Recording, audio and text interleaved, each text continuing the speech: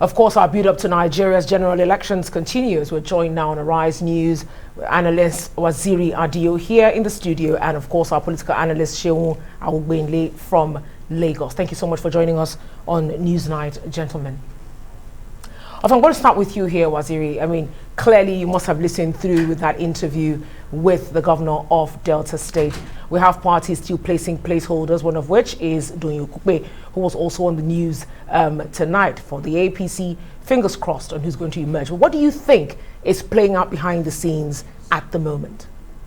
Well, I think the parties are trying to play safe, edge their bets, and make sure, you know, that they put their best foot forward. If you look at APC, for example, and of course Labour Party, what they are trying to do is to explore the window provided by INEC, which is that parties can substitute their candidates by July 15th.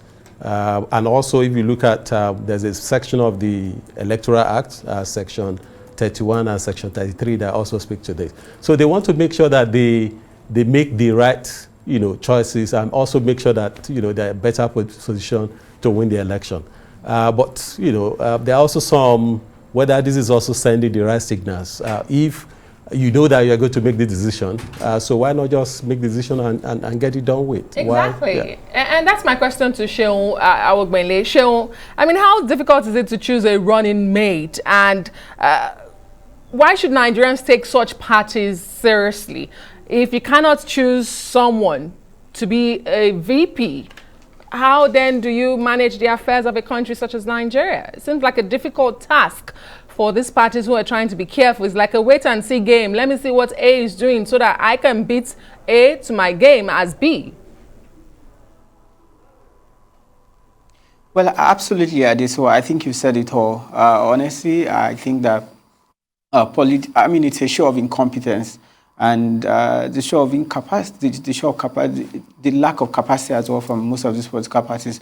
If by this time they cannot put their heads together and actually decide on who should be their vice presidential candidate, and having to resort to the placeholder system, which I think completely trivialized the entire situation. At the moment, Nigeria is in, you know, dire straits, and I do not think that the trivialization of the electoral and political process by the political parties who have decided to resort to the use of placeholder system, which in itself is an exploitation of the system, if you ask me. You'd ask, what if there were no windows for substitution? So if parties that can't get their acts together, I don't think Nigeria should take them serious at the moment, because it shows that, within their own political party, they lack the capacity to actually manage their own affairs. So I don't think Nigeria should take political parties who are unable to actually manage their own internal affairs. At the moment, this time actually calls for sober reflection, and it calls for seriousness. We're talking about generalized insecurity. We're talking about growing petrol subsidy. We're talking about low revenue. We're talking about unemployment. We're talking about poverty. We're talking about food inflation. These are serious issues. So if you can't get your acts together and actually decide on who is a running mate on a ticket, how then are you able to actually provide the specific solutions that we actually need at this time?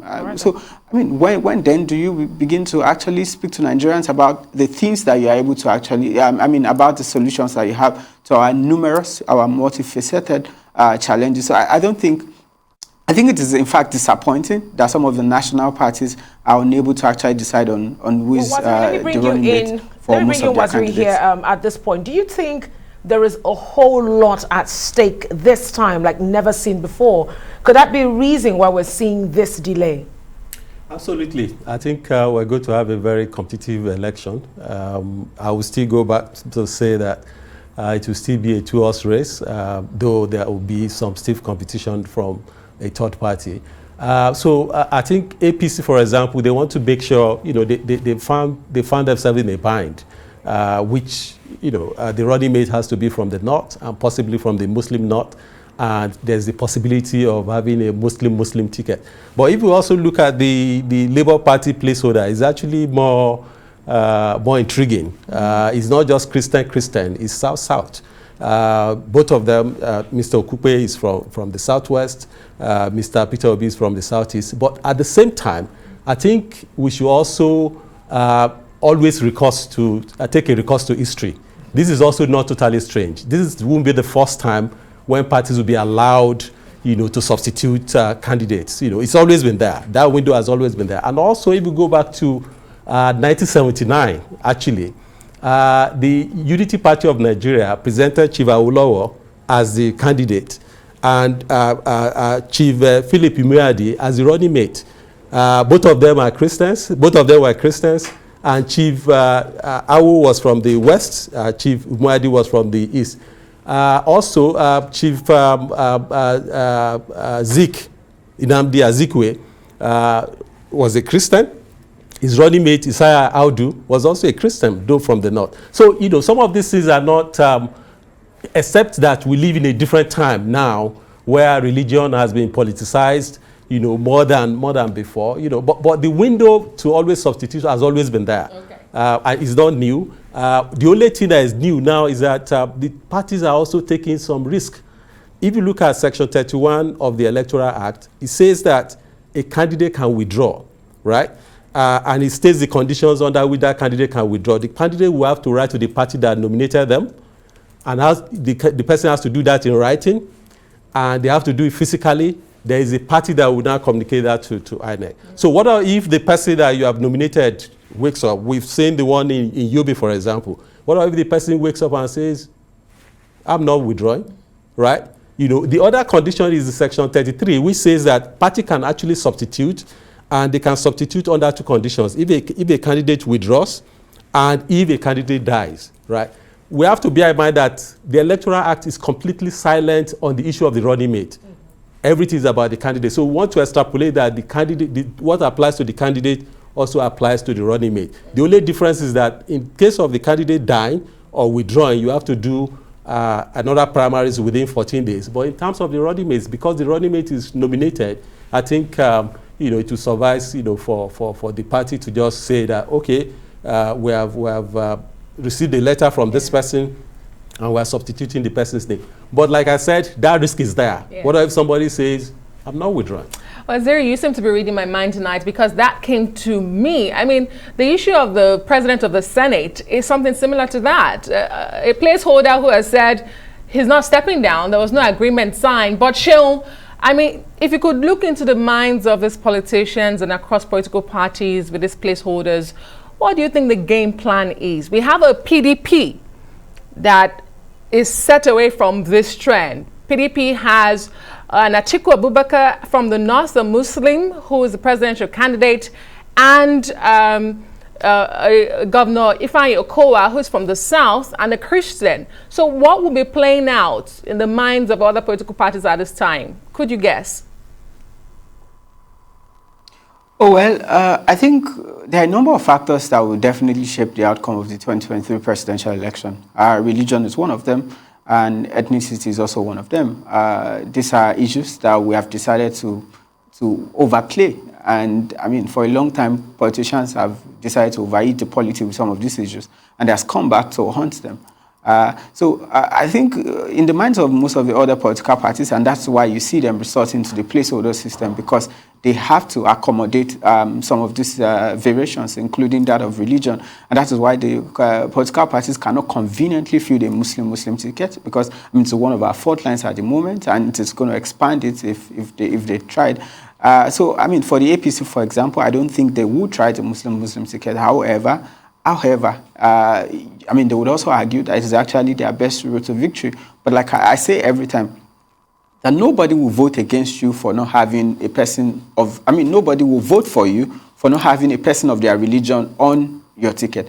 But people can vote against you for not having a balanced ticket. So the ball is clearly in the court of the APC and also that of the Labour Party to actually decide if they want to field people from, I mean, for example, Labour Party, for example, as Mr. Adonye Kupe and Mr. Peter Obi, both from the southern part of the country and both of the same faith.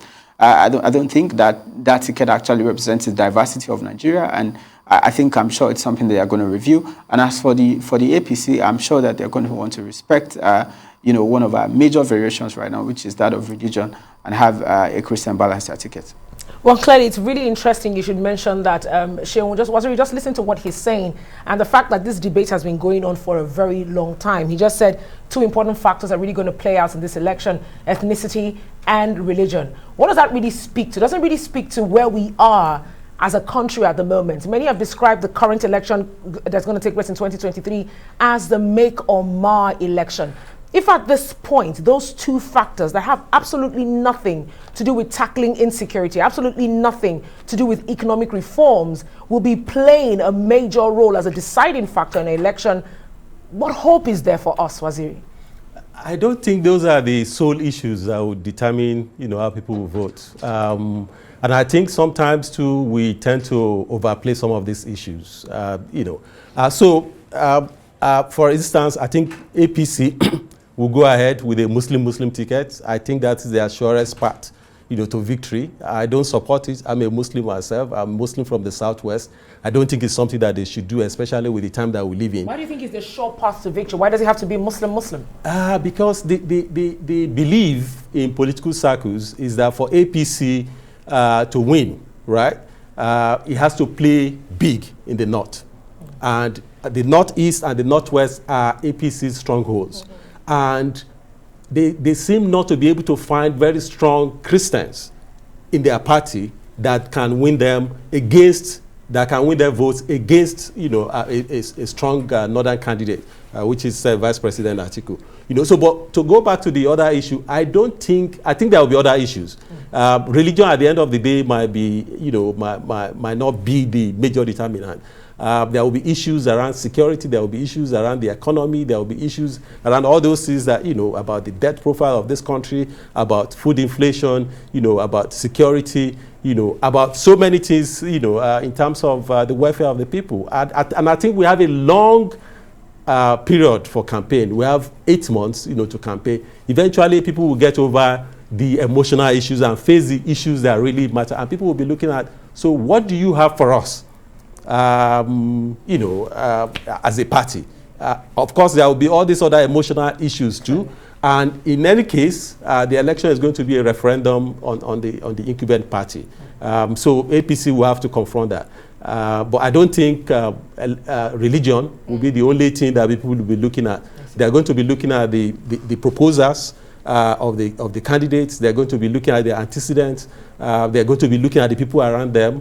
And all of that. All right. I mean, elections are all about numbers, so they're clearly going to be looking at that. As Waziri said, where are the numbers coming from? But Sheun, very quickly, if you can, who would be making these decisions? Would it be the presidential candidates themselves, the parties, the powers that be, the deep pockets? What's going to play out? Who are the people making these decisions?